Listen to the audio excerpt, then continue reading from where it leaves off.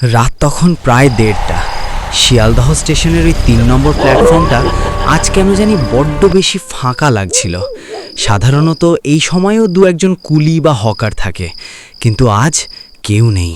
শুধু মাথার ওপরে টিম টিম করে জ্বলতে থাকা হলুদ হ্যালোজেন লাইটটা মাঝে মাঝে কেঁপে উঠছে। ট্রেনটা ছেড়ে দিচ্ছে। আমি প্রাণপণে দৌড়ালাম। কোনো মতে লাস্ট বগিটার হ্যান্ডেল ধরে ঝুলে পড়লাম। ভেতরে ঢুকে আমি স্বস্তির নিঃশ্বাস ফেললাম। যাক বাবা, ট্রেনটা মিস হয়নি। কিন্তু আমি তখনও জানতাম না এই ট্রেনে আমার ওঠাই উচিত ছিল না, কারণ বগির ভেতরে তাকিয়ে দেখলাম পুরো কামরাটা খালি। শুধু একদম শেষের সিটে একজন বসে আছে, জানলার দিকে মুখ করে। সে কি মানুষ নাকি? আমি সাহস সঞ্চয় করে লোকটার দিকে এগোতে থাকলাম। ট্রেনের দোলনি হঠাৎ বেড়ে গেল। মনে হচ্ছে ট্রেনটা ঝড়ের গতিতে ছুটছে।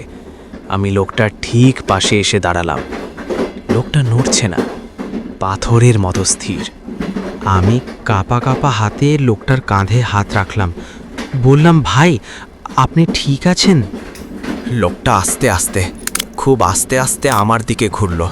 আর ওর মুখটা দেখে আমার রক্ত হিম হয়ে গেল।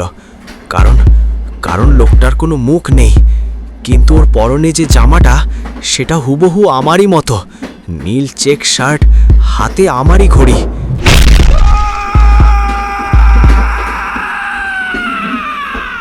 ওটা কে? ওটা আমি কেন? তবে কি আমি? তুমি ট্রেনটা ধরতে পারোনি, তুমি লাইনেই পড়ে আছো। নিচে তাকাও। সে দেখল সে ট্রেনের ভেতরে নেই। সে দাঁড়িয়ে আছে সেই শিয়ালদহ স্টেশনের প্ল্যাটফর্মে, আর তার সামনে রেল লাইনের উপর ভিড় করে আছে কিছু মানুষ। তারা একটা লাশ ঘিরে দাঁড়িয়ে আছে। লাশটা তার নিজের। শেষ ট্রেনের যাত্রী কি তবে বাড়ি ফিরেছিল, নাকি সে এখনও অপেক্ষা করছে পরের ট্রেনের জন্য? পুরো ঘটনা শুনতে আমাদের চ্যানেল সাবস্ক্রাইব করে নিচের বেল আইকনটি চেপে দিন। আগামীকাল রাত 12টায় শুনবেন বাকি অংশ। ধন্যবাদ।